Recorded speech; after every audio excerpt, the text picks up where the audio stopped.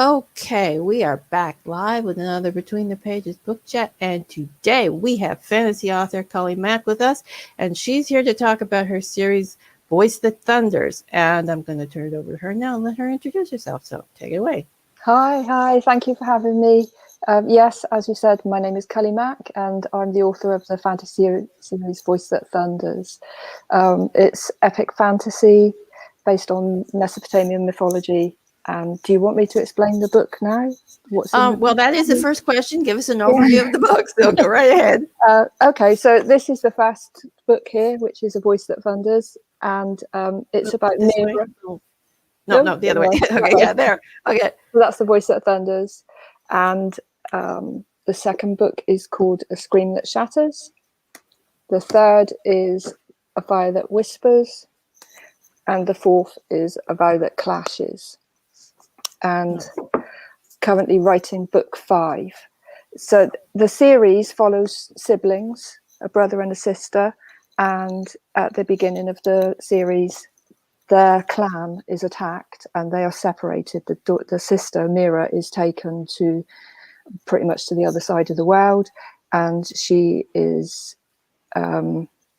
tasked with becoming an elemental wielder. She thinks that her brother is dead, and she starts to begin a new life there. And really what she uncovers is that not everything is what it seems. And there's a huge, like, universal, it is pretty much universal war taking place between realms, and some of those immortal beings have crossed over into this realm, and they are conquering each of the countries and establishing their rule. So it's just about the conflict, the war, the people that it affects, and a small group of people that decide to fight back. I'm not explaining it particularly well. Sounds good. I'm not very good at explaining the book. You've got war, you've got rebels, conflict, all the good stuff. Yeah, there's so much that it's hard to like focus and narrow it down onto smaller aspects. It's very fast paced. It's got a lot of characters. It's written in third person. It's got multiple point of views. There is romance arcs. They are not the main plot. And it is literally about a war between humanity and these conquering gods. They say they're gods, but they're not. Okay, so what were your reasons or inspirations for writing the series? In 2012-ish, I wasn't a writer. I didn't even have any thoughts about writing. I went on a writing course with my mother because my mother wanted to do it, and I loved it. I loved it so much. It was just a 12-week course. I loved it so much that on that course I created a character called Ammo, and he never left my brain. He's a very charismatic, cocky, rogue type character. He never left my mind, and I decided that I would stop work, and I went back to university and I studied English literature and creative writing. I stayed on and did a master's, and my first book came out of, well, what ended up being 4 years of study. Ammo is not actually my main character. He's slightly older. My protagonists are 16, 17 and sort of 18 going on 19. But Ammo is in my book. He's just such a big character. I couldn't not put him in the book. And he takes on more of a mentor role, really, for the younger boy. And my inspiration for writing it was I really, really love mythology. I love all mythology, but I wanted to explore Mesopotamian mythology. And so it's an underused resource, I find, in fantasy. I haven't come across it very much. I've come across a few novels. Cassandra Clare, she plays on it slightly, but she takes a different viewpoint to me. And so there isn't that much of this mythology out there. So I wanted to explore it and set it in a fantasy world, and I love fantasy. I've been reading it since I was 4 or 5 years old, and I just love creating new worlds creating characters that are in those worlds, setting up conflict, and just, I'm a discovery writer, so I still don't know how my book's going to end. So I just I have my characters. That's what I start with. So I have the characters, and then obstacles and conflict come their way, and I just write through how they work out, how they're going to get through it and survive. So that's how I write, basically. So, how did you incorporate the Mesopotamian? Okay, say that 5 times fast. The Mesopotamian mythology. Did you add it into the world itself, or is it the gods aspect of the book, or how did you work it in? It encompasses the whole world, really. I mean, I researched the region from between 3,000 and 5,000 years ago. So I've used creative license. It would have been impossible not to, but I have tried to incorporate a lot of the world back then, because it was really pre-civilization world. But where the gods come into this world, they teach humanity certain skills because it benefits them. So they will teach them how to write. And they will teach them how to make weapons, and they will teach them pottery and farming and industry and things like this, because it benefits the gods. So it is a pre-civilized world, and all the mythology gets embedded into that. So they've got it covers so many different regions all over the world, and they have their different gods in those regions, but these gods that came through the portals, they just obliterated all of them. They just destroyed all of this and set up a new system, which is basically, you worship me or you're gone.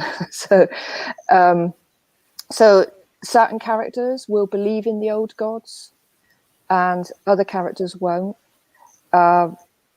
So there is discussion about some of the old gods, and then I will bring in Mesopotamian mythology, sort of ancient creation myths, and a bit of astronomy and astrology, sort of taken from the Babylonian era, and a lot of the names and a lot of the places, they have meaning. I tend to use a lot of Sumerian language. I cannot read Sumerian. I cannot read cuneiform script. I'm having to rely on other people and research. So a lot of the world, a lot of the places, a lot of the characters' names, when you go back to, it's either a Semite language or Sumerian language, their names mean something. And it usually is either a personality trait or something that they might achieve. So if somebody was to go and have a look and check it out, they get a little bit of insight into who that character is and what they're about. Yeah, that's cool. I do that sometimes too with some of my characters. Yeah. And just everything from like the food they eat. I mean, the Mesopotamians, they created beer. So the characters drink beer, but not in the way that we would socially drink beer. It's just part of their diet. And the things they eat, a lot of the landscape, I've looked into all of that. And in places, I've had to use creative license. It simplifies things. If you're going to talk about an inn, I might as well call it an inn or a beer house, rather than give it some really strange name and then have to explain what it is when it's just something so common. So so it's embedded in all of it, and the actual gods is taken straight from Mesopotamian mythology, about them coming into the realm in the past, having relations with women, and then you get their offspring are usually termed as giants. In Mesopotamian, they're usually called Apkallu, but you hear about them in Semite religions where they're called Nephilim usually. So I've got those in my books. There's giants, there's Nephilim, there's a lot of chimeric creatures that are based on Mesopotamian mythology. They use a lot of throne guardian symbolism. The main god over everything is called the Cloud Rider, which is very symbolic in Mesopotamian and Semite religions and mythology. So yeah, it's all in there. It's just it's taken years of research, and it's been really exciting to like bring it to life. Sounds cool. I know a little bit about Sumerian and Mesopotamian mythology, but not a lot. Yeah. But so it'd be interesting that because, like you said, not a lot of fantasy books No. use Well, that. I mean, the cuneiform scripts, they weren't even translated properly until about 150, 200 years ago. So you can see where a lot of Greek mythology has borrowed Mm. from this, but it's almost like we had at the end of the story before we had the beginning because we couldn't understand it. If you look at like myth as it goes down through the centuries, and so when you're reading it, you see a lot of similarities and a lot of things that are very similar to Greek mythology popping up. Like there's a lot of universal myths, like the cosmic mountain, for example. It's in pretty much every mythology, or the sacred tree. And these things, they just go down through different cultures and different generations, but they're all there. They're right back there in the oldest myths we have, and uncovering them and finding them is, I love it. I find it fascinating. Yeah, well, there was a lot of trade in between the Yeah, Mediterranean countries and that area, so it stands to reason that a lot of these stories get passed along and yeah, may have just gotten incorporated into other cultures. Because I yeah, mean, I know the Celtic culture did a lot of that, just took things from other cultures and said, "Oh, yeah, it's ours now." yeah, And so you exactly. find bits and pieces that are in other mythologies and Celtic mythology as well. So Yeah, and I mean, there's not that many sort of like higher epic fantasy books that don't have some sort of mythos that they're mm, founded on in one way or another. So it's just nice to be able to bring something a bit different. yeah. So tell us a little bit about the main characters. What are they like? So Mira she's originally she's an apprentice healer. So they live in a little clan in rock shelters in a bay, and she's an apprentice healer. Her mother is a healer, and she's 18 initially, but she's had a sheltered life, so she's very naive. And then when her clan is slaughtered, her and three or four other girls around her age are all taken aboard a ship as tithes to one of the immortals. And she has a steep learning curve to make. Not only is she quite naive compared to today's cultures, but she's transported into a completely new world. So she's having to learn really quickly. I can't say too much about her arc without giving spoilers, but she changes drastically, and what she thinks is happening isn't actually as true as what she believes it to be.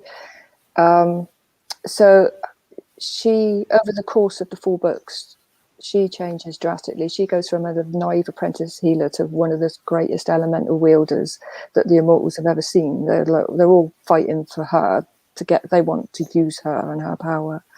And her brother Gabe is the series is named after him. He is the voice that thunders, and he has been tasked with pretty much leading the war against the immortals.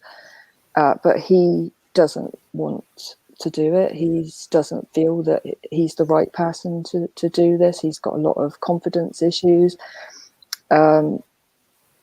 He sort of gets roped into this role because he sees that it's the only way forward where he can protect his sister. So there's a lot of internal conflict going on within him initially, and then in the 4th book, he starts to really like get to grips with who he is and what he needs to do, setting him up for like one of the big main battles in the 5th book. Although he does do a lot of powerful things, but he doesn't accept it as him doing it.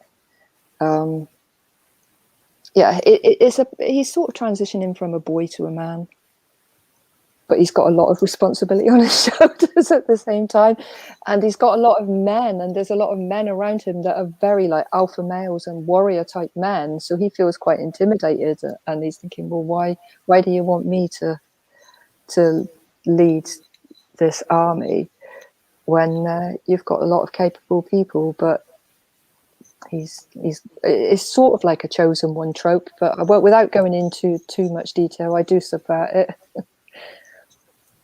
Okay, so what was the hardest scene or type of scene for you to write in the series? The hardest scene, oh dear, can I say? I wouldn't say it was the hardest scene because it was very intricate, but it was also the most exciting scenes that I wrote. And this is in book 3. Mira and another character that arrives in book 2 are captured, and they are trapped, but they're separated from each other. And there are 2 other characters that are in the scene. One of them knows the whole truth. He knows exactly what's going on, but he's a liar. And the other one, you're not sure whether he knows the truth and that he's telling a lie, or that he has actually had some sort of brain damage or something and just doesn't know what's going on. And Mira and this other character are trying to work out what the truth is, but they can't. They're learning bits, but they can't communicate with each other. And so they're putting pieces together, and one might know something and one might know another thing. So it was very hard to write because there's 4 characters. 2 want the truth, one knows the truth and is lying, and the other one you are not sure whether he knows the truth or not. And there's a lot of conflict going on around this, with their belief systems, what they believe is happening and what may or may not be happening. And the thing that was so interesting to write was I did not know what the truth was as I was writing it, because, as I said, I'm a discovery writer, and I was writing this scene and I didn't know what the truth was until it popped into my head, and then it just clicked and I thought, oh, that's what it is. So as the reader is trying to work out, as the characters are trying to work out the truth, the reader's trying to work out the truth, I, as the writer, was also trying to work out the truth. And it was brilliant. I really enjoyed writing book 3 because of this. And it's a real plot twist. When it came, it was a real plot twist, and I hope people really enjoy it. I enjoyed it. But I can't say anything without giving away spoilers. Oh no, that's fine. I think you explained it pretty good. Yeah. So, what was your favorite scene or type of scene to have written in the series? Strangely enough, I like writing. I like writing 2 things. I like writing romance, which surprised me because I'm not a romance writer. I'm not even a romance reader. When I read fantasy, I've always been more of a traditional reader of fantasy, sort of more like Robert Jordan and Tolkien, or just I like Patrick Rothfuss and things like this. So and they're not heavy on romance; they're more on like conflict, battles, and things like that. I was surprised when one of my characters decided that they wanted to have a bit of romance. But I enjoyed writing it. I don't go into the like physical aspects as much, but just the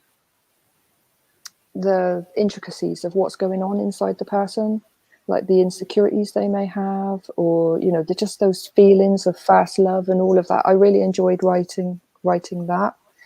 And what was the other part of the question? What was your favorite scene to write? That was it. Favorite scene. There's just so many scenes. I suppose Mira's first kiss was quite a big scene. Quite a big scene to write. Especially, it's just that first kiss moment. Okay, so do you have any quirky secondary characters that like to steal scenes from the main characters? Oh yeah, Ammo. Ammo, he never shuts up.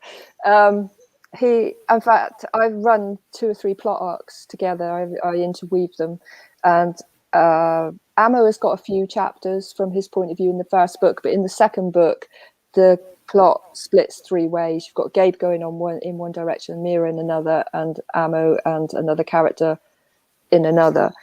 So he's full of life. He's very cocky. He's he's called, he's an acquisitioner, which is basically somebody who gets the jobs done that nobody else will. He's a man for hire.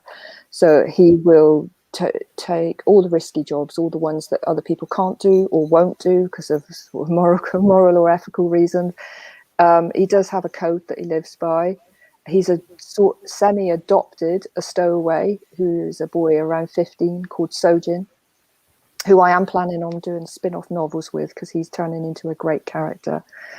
And Amo, he is very confident, he's very cocky, he's always trying to flirt with the women. He's got this affinity with the ocean. He's got a sailing ship, so he's got an affinity with an ocean. He's got a tragic backstory. His father is horrendous.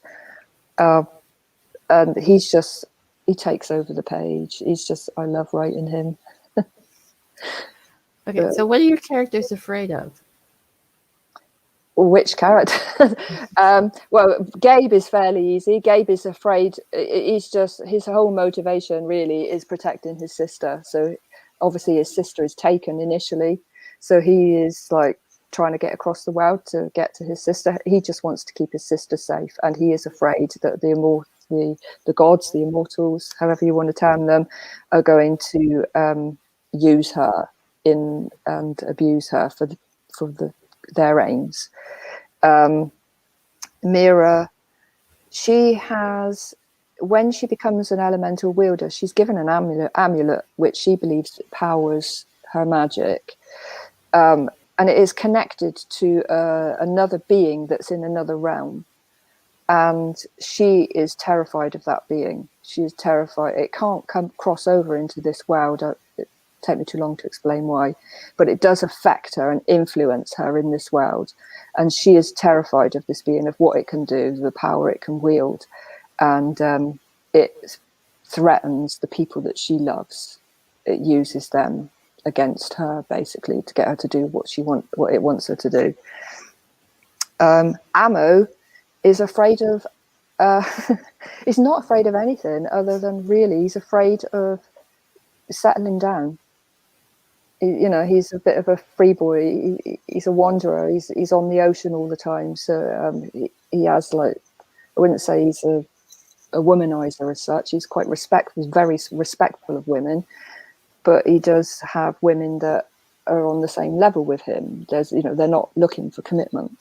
So if I was to give him a committed relationship, he'd freak. So maybe I do. Okay, so obviously you write fantasy, but are there any other genres that you'd like to write in or have written in? Yeah, I've written. I mean, I obviously, when I was at uni, I did every genre. So I've got some published poetry, but poetry is not really my thing. I write a lot of creative nonfiction. I do a lot of travel writing, but I don't do it in the way that I do it more in a creative way. So I tend to usually write little snippets and vignettes of different places that I've been. I'm writing a series, an anthology at the moment of. It's all about the women's voice, and it's short stories. And so I'm looking at different myths, different legends, different fairy tales, and sort of retelling them, giving them a fresh voice. They're all female. So and so I'm writing that at the moment. It's just one of those things that I'm having to pick up and put down around my other writing. So I'm not sure when that will get published, but there's some really good stories coming together for that. So I mean, I do all sorts of writing. I did a lot of writing for work, but that was more not really fictional stuff. So yeah. I'm writing a similar collection of stories based on fairy tales, only sort of. Oh, really? Yeah, from a female perspective, but they're Really? sort of horror fairy tales. All right. With a female's perspective. So yeah, but I'm also working in mythology into a few of them as well. So. Oh, cool. Oh, maybe we should switch them before we publish them so we get feedback for each other. Yeah. Okay, so I think we'll wrap it up here, and I'll let everyone tell you where they can find you, and let you tell everyone where they can find you in your books. Okay, well, I sell exclusively through Amazon, so you can find my books on Amazon. I'm on all of the normal social media, so I'm on Twitter, I'm on Instagram, I'm on Facebook. I just set up a YouTube channel yesterday for my book trailers that I've been designing. So I'm on YouTube. I've gone onto TikTok. I have no idea what I'm doing, but I'm trying that avenue to see where that will take me. BookBub, Goodreads. You'll find me on all of them if you just type in. It's usually under Cully Mack or Cully Mack author is where you'll find me. Okay, good. And I've linked the series down below in the description if anybody wants to check it out. Lovely. If only to look at your gorgeous covers, I tell you. There you go. Yeah, it's a little hard to see on the video there, but that's a little better. Yeah, but they are gorgeous. Yeah, covers, and yeah, go check them out, Jay, if only for the covers. But they were. They also sound like great reads. Yeah, thank you. Okay, so I'd like to thank you for being here today. It was a pleasure chatting with you. Thank you. I really enjoyed myself. And Between the Pages, we'll be back next weekend. We are not on tomorrow because our author for Sunday had to cancel, and hopefully she'll be able to reschedule at some later date. So join us next weekend for 2 more authors, and we'll see you then. Bye for now. Bye.